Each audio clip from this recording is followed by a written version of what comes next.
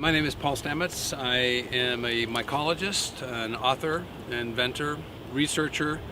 I'm an entrepreneur. I started a business, and I study fungi, and particularly mushrooms, and how mushrooms can help habitats and humans, and I'm very interested in the dynamics between the two.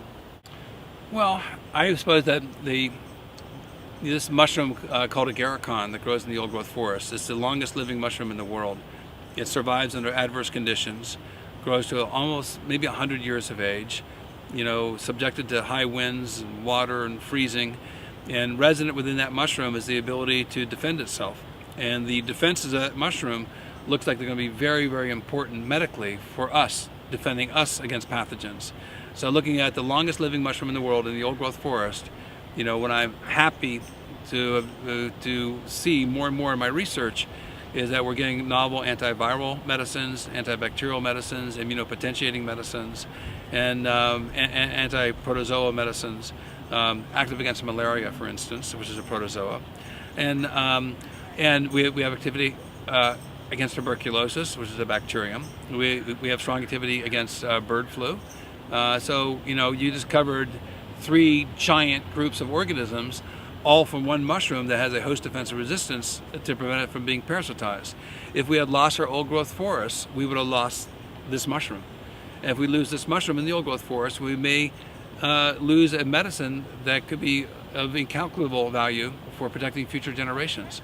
So it really speaks to the issue that habitats, I believe, have immune systems, and mushrooms are the cellular bridges between us and our habitats. And so every time you're walking up across the ground, you're stepping on these mycelial mats that are aware. I make the case that they're intelligent, but even if you don't accept that, they respond to the impacts of your feet, to the chipping of wood, to your very presence within the ecosystem.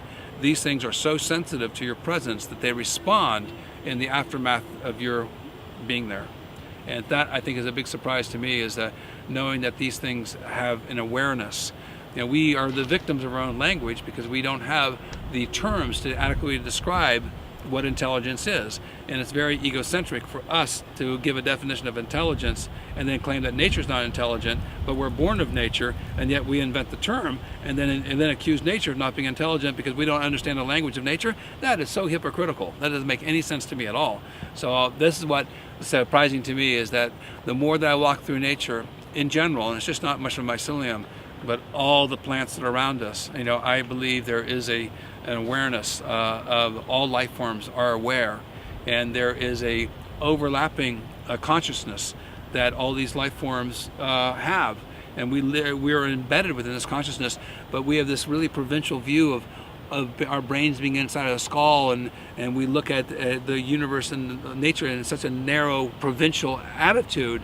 And that's what I think has been really an eye-opener to me, is realizing that nature is aware. We are part of nature. We are aware, and we have a oneness of which we're a part. And there's nothing disrespectful to any religion about that. In fact, I think it's what a lot of religions are unified with, that basic concept. And then they anthropomorphize it by putting, names and prophets and things like that upon it. But I think we're all part of the same system. We just have the inability to communicate as well as the system deserves to be communicated with.